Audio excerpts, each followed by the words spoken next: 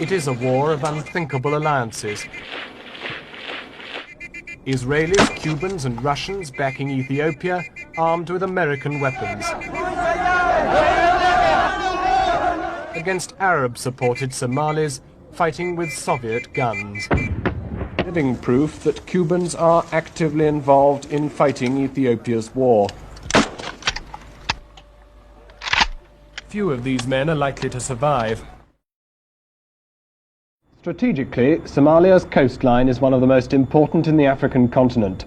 The Indian Ocean beats against Mogadishu's harbour walls in the south, whilst further north she has a complete view of the mouth of the Red Sea.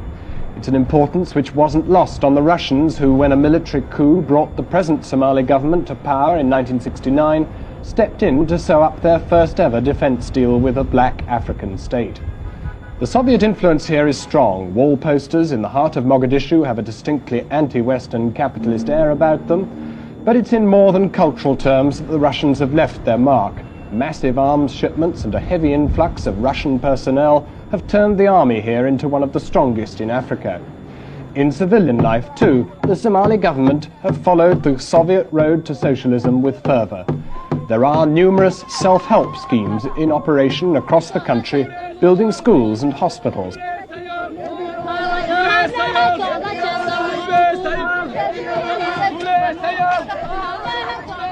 Everyone working on these projects is doing it unpaid. Many who work as civil servants or shopkeepers in the mornings turn out here in the afternoons to make cement or dig ditches. There is an almost infectious enthusiasm for it all.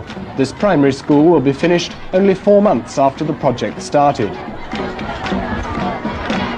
Well, this apparently happy coexistence between Russians and Somalis took a turn for the worst when, last April, after the Ethiopians had kicked out their American backers, the Soviets decided to move in their place. For the Somalis, it was devastating. The Russians were moving in with their oldest enemy. The conflict stems from the shifting lifestyle of many Somalis, something British and Italian boundary makers failed to take account of back in the 1880s. For in setting the boundary between Ethiopia and Somalia, they cut a line through the heart of these nomadic peoples who wander hundreds of miles oblivious of frontiers. The maps left 2 million Somali nomads in the Ogaden region well inside Ethiopia. For 17 years, the West Somali Liberation Front have been fighting to win back the territory and reunite the Somali people. Headquartered in the heart of Somalia's capital, the front's leader, Abdullah Hassan, accepts that they've intensified the war in recent months precisely because the problems posed for the Ethiopians in changing from American to Russian weaponry leave them at their most vulnerable. And by all accounts, heavy losses have been inflicted upon the Ethiopians. The Russians here, far from pleased with developments, transferred several top diplomats with an intimate knowledge of Somalia's military secrets straight across to Ethiopia. It was at this moment, 6 weeks ago, that President SIYAAD, worried that the Russians might suddenly cut off his arms supply, published a shopping list of weapons he needed from the West. The British initially expressed interest, but it soon emerged that the Somali government was anxious to maintain whatever links it could with the Soviets, and since then the British and others have said they won't supply weapons that are likely to fuel the fighting in the Ogaden. Russian ships are still at anchor off Mogadishu. Diplomatic sources say that until very recently, Soviet arms were still coming ashore. But this week, the head of national security here, a keen Moscow man, has been reported as saying those supplies have now stopped. This may in part explain why after dark last Sunday a Soviet plane arrived to ferry the Somali president to Moscow. The Russians are playing for high stakes. They want both nations on Africa's Horn to pursue Soviet-style socialism and fit into their global plan. The Somalis want the war in the Ogaden settled on their terms, with the reunification of the Somali people. If the Russians won't help them do that, then it's anyone's guess what happens next. John Snow, News at 10, Mogadishu.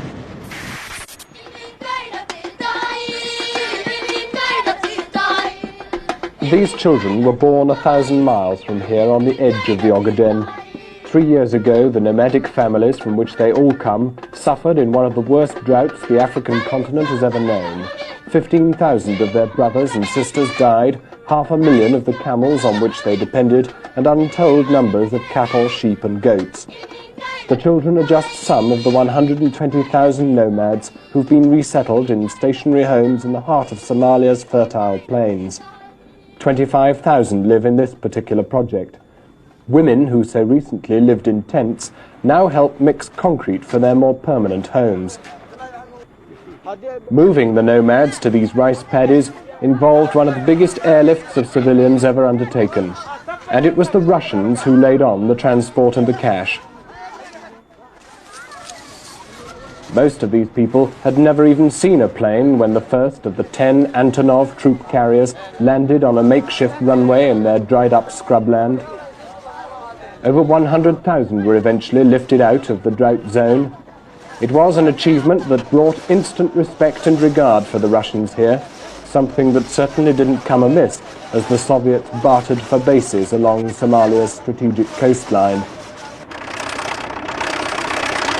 The paddy fields were hewn out of the bush by Russian-built bulldozers that are still here, expanding the project today. The machines that lie idle in the tractor yard here bear witness to the scale of the Russian investment in the project. The men who drive the machines aren't Russians, but nomads, who, as recently as 3 years ago, had never even seen a car. Irrigation of the project is by vast Russian-supplied pumps. Abdul Gadir is in charge of this one. As a nomad, he says he'd have been terrified of such a thing back home. A few miles south from the settlement, the Russians have invested again, this time in a bid to prevent the desert creeping across these fertile plains. Sand dunes have been known to cover a couple of miles in a year in Somalia. And so, amid the thorn tree fences, Russian botanists helped the Somalis to find plants that, with the minimum of rain, would take root here and anchor the dunes. As the grass began to grow here, so the Russians must have glowed with the success of what was their first adventure into Black Africa. But they didn't do it for nothing. They wanted and got naval bases on Somalia's coastline, which gave command to the mouth of the Red Sea and part of the Indian Ocean. The hatred with which the villagers of Kalafo abused the name of Ethiopia's leader, Colonel Mengistu, as we arrived in this market square, seemed to underline that the Ethiopians are unlikely ever to govern here again. Away from the square, the symbolic lion of Ethiopia with teeth of spent cartridges is now surmounted by a liberation soldier. In our 500-mile tour of the Ogaden, we saw no sign of an Ethiopian presence, just the aftermath of their leaving. The key to the Ethiopian collapse in the Ogaden lay here at Gode. 120 miles from the Somali border, it was, amid the poverty of the region, a palatial airbase with a runway big enough to land a jumbo. Its American-made anti-aircraft guns are now manned by men from the Liberation Front. The Ethiopians didn't make much of a fight for it. They left a feast of unused American-supplied rockets and bombs, and beyond, hundreds of thousands of pounds worth of weapons and ammunition. The American sign of friendship underlined the source. For though that bond of alliance has now been broken by the Ethiopians, there was no sign here that the new Soviet replacements had started to get through when Gode fell 6 weeks ago. But pride of place for the liberation forces here was not the airbase, but what was once Haile Selassie's provincial palace. Now riddled with bullet holes, only the old man's effigy in cast iron survives intact. On the way from Gode, an Ethiopian civil airliner brought down by rebel gunfire 2 months before the August victories. Suspected by the liberation forces of being a troop carrier, the telltale state of the planes inside revealed that Ethiopia had indeed used her civil airline to ferry troops. Between each garrison town there are virtually no roads. There is in fact little sign of Ethiopian investment, beyond the vast military expenditure that was needed to maintain their hold on the Ogaden. The burnt-out shell of an American-supplied Ethiopian tank here at Kebre Dahar and 3 charred bodies inside bear witness to more of a fight here in what was the Ethiopian Army's Ogaden divisional headquarters. Once again, the ammunition and plenty of hardware still intact. But around the hilltops, more devastation. The aftermath of a battle in which the now Soviet-backed Ethiopians had to use old American-supplied weapons against a liberation movement now no longer supported by the Russians, but still armed by them.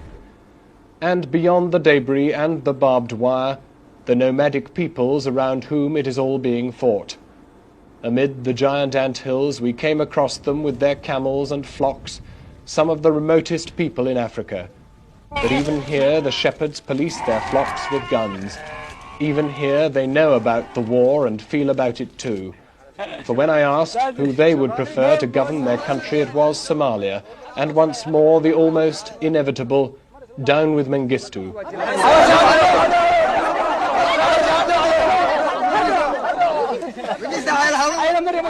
At the next town of Galadi, under massive guard, 200 Ethiopian soldiers captured in the fighting there. Unhappy, disillusioned faces. There were many who, when they joined the army in Addis Ababa, can have had little idea that this would be how it would end. For thousands of their colleagues have now died, or like them been captured in Ethiopia's wars, both here and in Eritrea to the north. Around the cooking cauldrons, a handful of Ethiopia's peasant militia, the 300,000 force of villagers raised in a desperate bid to reverse the war's trend. It is to the north of here that the running battle is now being fought. All accounts we heard were of the bloodiest fighting, with appalling casualties and devastation. And now the Ethiopian offensive, designed with Vietnam-style airlifts of Soviet weaponry to win back at least some of the ground lost to the Somalis.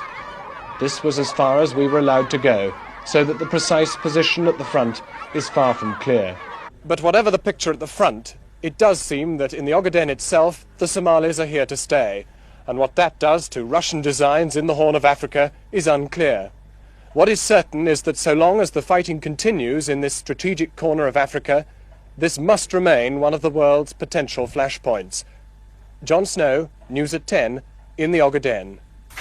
Although Egypt and Iraq are already sending daily shipments of stockpiled Soviet arms and Saudi Arabia is putting up the money for them, the Somalis' problem is that they need more. President Barre's shuttle round Arab capitals stems from the Soviet decision to cut military supplies here and to devote all efforts to supporting Ethiopia in the war. The Somalis had hoped that with the prospect of the Russians being tossed out of here, the West would step straight in to replace them. Somalia's strategic position has always been of high interest to the West. But though the phones have rung at the American embassy and other Western diplomatic posts here, the answer has been an absolute no.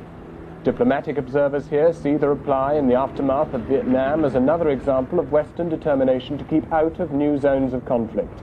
And yet, without a new and productive ally, the Somalis daren't entirely sever their links with the Russians.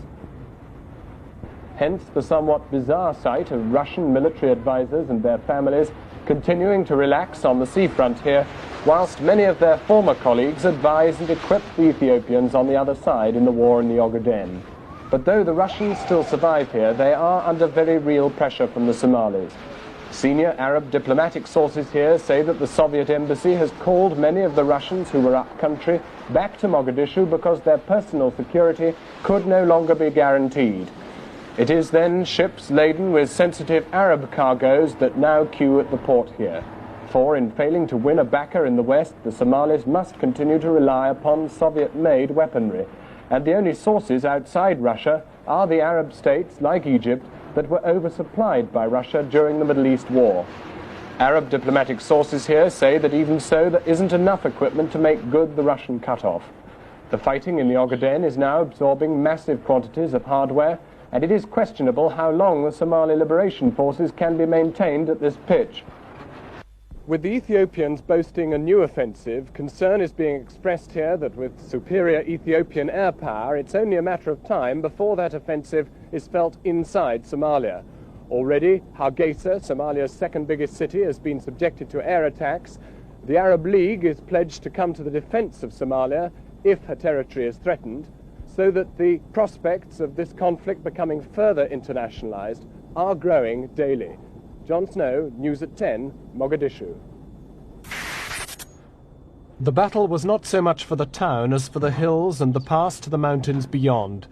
Jigjiga marks the gateway to the highlands, controlling the only road to Hara and the Ethiopian capital of Addis Ababa beyond. It was the headquarters for the Ethiopian Army's 3rd Division. Thousands of men in 5 army camps around the town.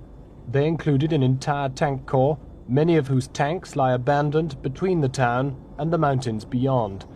Tanks almost intact as many of the Ethiopians fled to the safety of the hills. There were the bodies of some who never made it. As military commanders took us over some of the equipment left behind, we could still hear radio reports out of Addis Ababa claiming that the Ethiopians were still here. Another forsaken Ethiopian tank seemed to reproduce the pattern from further south in the Ogaden. Despite the strength of their weaponry, the Ethiopians hadn't stayed to fight. In the vital Karamada Pass above Jigjiga, no sign of battle remnants, and the Somalis have now pushed on some 40 miles across the plateau beyond. By dawn light, for fear of air attacks, 15 miles above Jigjiga was as far as they would take us, but looking back at the pass, its military significance was clear. Back in the town itself, some of those who'd fled to the bush during the fighting were out celebrating. As in other battle centres we'd visited in the Ogaden, they were out with branches, sticks and guns, chanting abuse against the departed Ethiopians.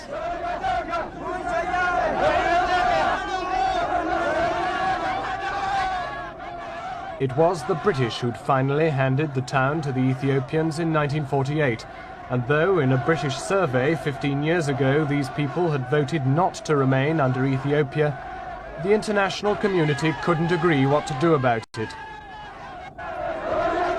And so it's waited until now, with the Somalis taking advantage of an Ethiopia weakened by inner turmoil and by her change of defense dependence from America to the Soviet Union.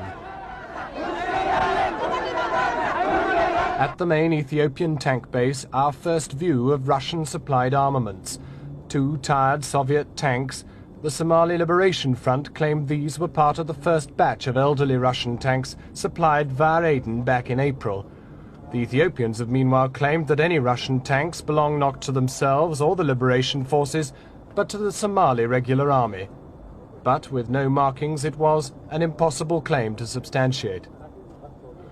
All across the base there were ammunition dumps like this one, piled high with mainly American-supplied rockets, shells and mortars, and once more for the first time we saw alongside Soviet ammunition.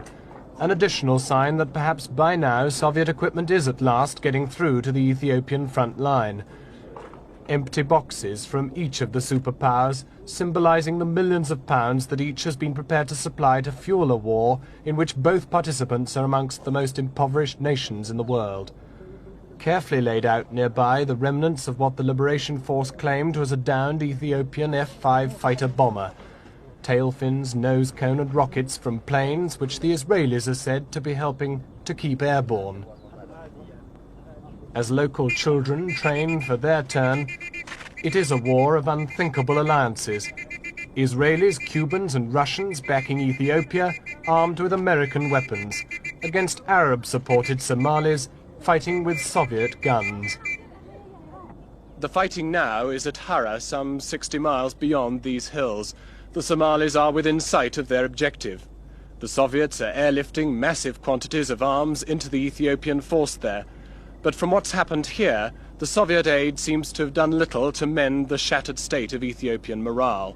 And military observers are saying that it'll take direct involvement by Soviet or Cuban personnel to stem the flow of the Somali advance and the collapse of the Ethiopian empire. John Snow, News at 10, Jigjiga.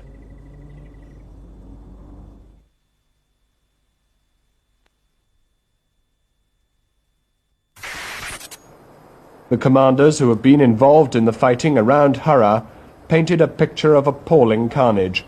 They talked of a massive Cuban and Soviet-backed Ethiopian bombing and shelling offensive which started a week ago, of battles in which they had seen no infantry on the other side, of listening in to Russian radio communications from tank to tank, and of barrages of heavy artillery advancing towards them. They talked of the swamping of Somali positions around Hara and for the first time of tactical withdrawals on their side. One commander talked of having seen white men, possibly Russians, killed in the action.